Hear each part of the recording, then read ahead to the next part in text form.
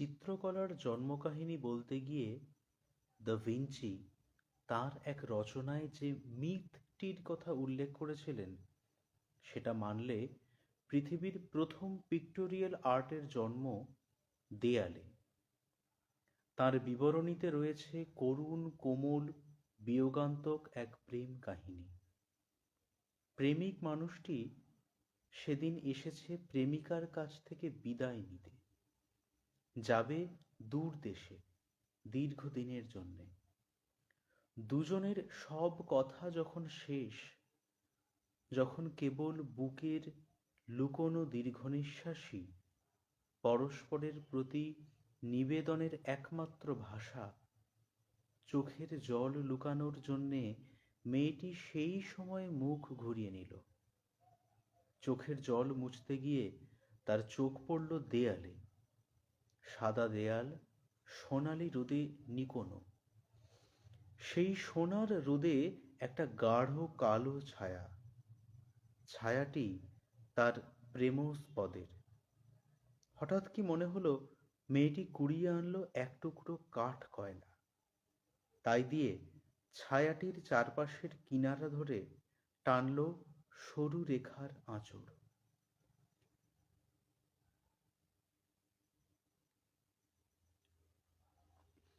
বেলা বাড়ল।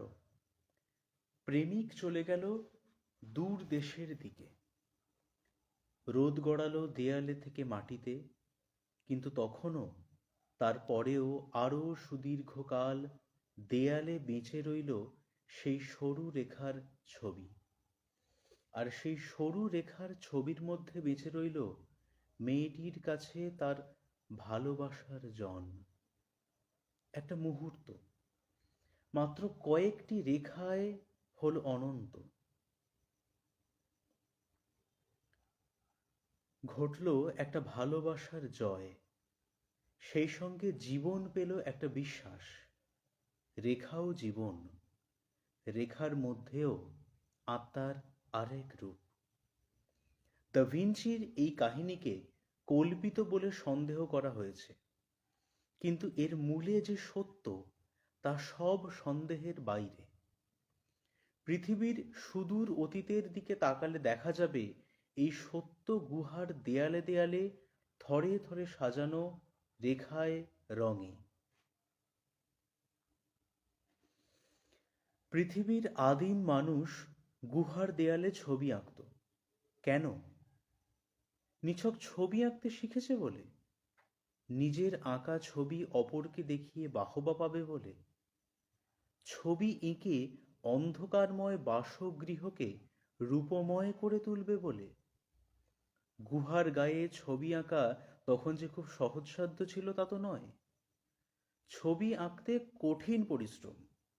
আঁকতে হতো কখনো সারাদিন চিত হয়ে শুয়ে, কখনো অন্যের কাঁধে চেপে। আলোর অনটন, ম্লান প্রদীপের শিখাই শুধু সম্বল। এত সব কৃচ্ছ সাধনের মূলে শুধুই কি ছবি আঁকার বিলাস? না, প্রত্নবিদদের উত্তর এর মূলে রয়েছে বিশ্বাস, কামনা, ম্যাজিকের ওপর আস্থা। আদিম মানুষ বিশ্বাস করত ছবি আঁকার ম্যাজিকের মধ্যে দিয়ে তারা জয় করবে নিজেদের কাঙ্ক্ষিত বস্তুকে, বিস্তার করবে নিজেদের আধিপত্য তাদের চারপাশের পরিবেশের উপর। একটা ম্যামথের মূর্তিকে রেখায় রঙে জীবন্ত করে তোলা মানেই সত্যিকারের জীবন্ত ম্যামথের আত্মাকে বশীভূত করা। একটা ছবি মানেই একটা শিকারের সাফল্য, খাদ্যের যোগান সম্বন্ধে নিশ্চয়তা। আফ্রিকার কোনো কোনো উপজাতিদের মধ্যে এখনো এই বিশ্বাস রয়ে গেছে যে ছবি মানেই আর এক জীবন। তাই ফটোগ্রাফারদের উপর তারা খড়গহস্ত, ক্যামেরার প্রতি ক্রুদ্ধ। তাদের ধারণা যে মুহূর্তে একজন ফটোগ্রাফার তাদের একটা ছবি তুলবে, সেই মুহূর্তে তারা হয়ে যাবে তার কেনা গোলাম। তাদের আত্মা হয়ে যাবে সেই ফটোগ্রাফারের করায়ত্ত। উত্তর আমেরিকার ইন্ডিয়ানদের নিয়ে একটা গল্প চালু আছে, যা সত্য বলে স্বীকৃত। একদিন এক ইন্ডিয়ান দেখলো একজন বহিরাগত শিল্পী ছবি আঁকছে বাইসনের। তখন ওই দেশে বাইসনের বড় অভাব। শিল্পীকে বাইসনের ছবি আঁকতে দেখে সে ছুটল তার বন্ধুর কাছে। দেখ দেখ, একজন লোককে আমাদের কতকগুলো বাইসনকে তার খাতায় ভরিয়ে নিয়েছে দেখ। এবার বুঝেছি কেন আমাদের দেশে বাইসনের এত ঘাটতি। সে আদিম যুগ আর নেই, কিন্তু আমাদের সভ্যতার শিরায় উপশিরায় রয়ে গেছে সেই পুরনো ধ্যান ধারণার অনেক জের।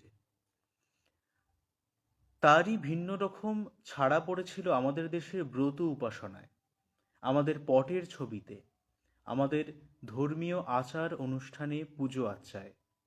তাই একটা যুগ গেছে যখন মাটির দেওয়ালে সদ্য আলপনায় ফুটে উঠত শস্যের জন্যে, স্বামীর জন্যে, সুস্থ শরীরের জন্যে, সংসারের সুখ সম্পদের জন্যে, জীবনের প্রকাশ্য এবং গোপন যাবতীয় স্বপ্নের জন্যে শত শত ছবি।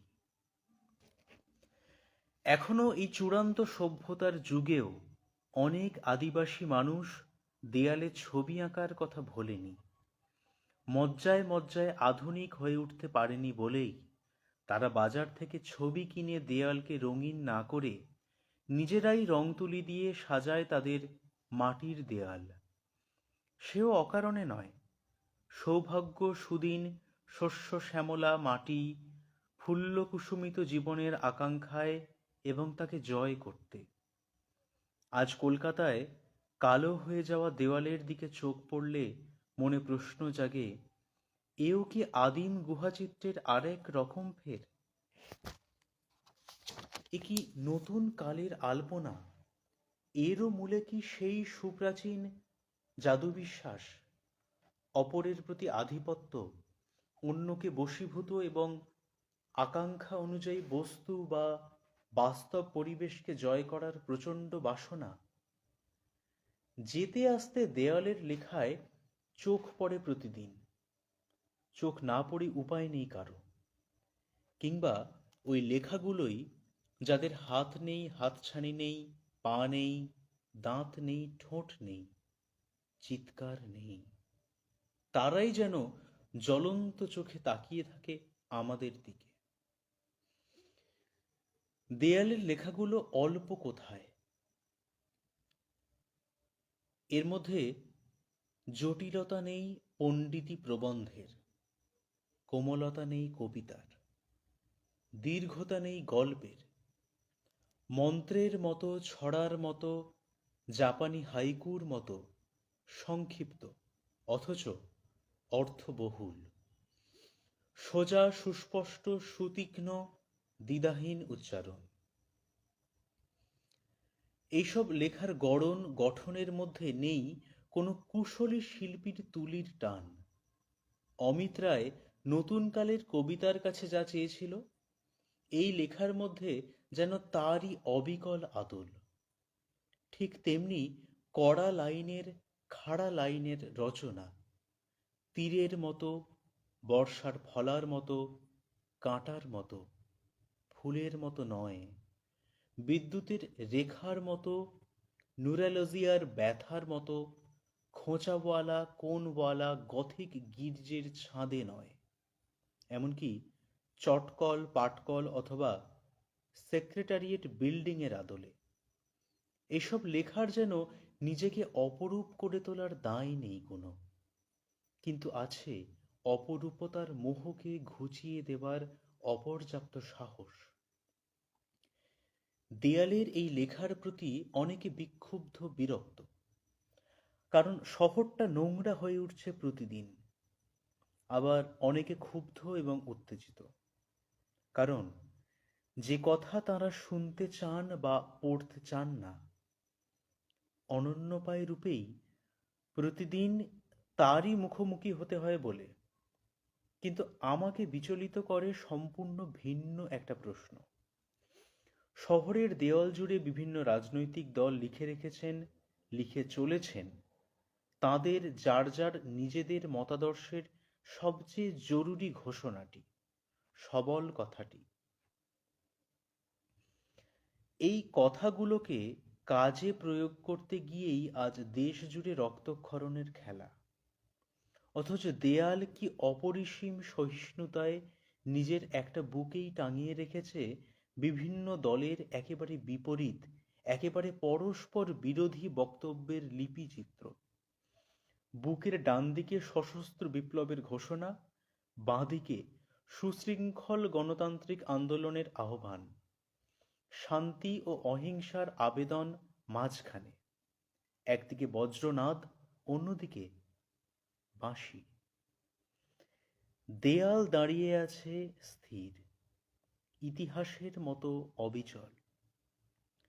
ভস্মমাখা সন্ন্যাসী যেন বসে আছে অটল আসনে, জলজলে অগ্নিকুণ্ডের পাশে।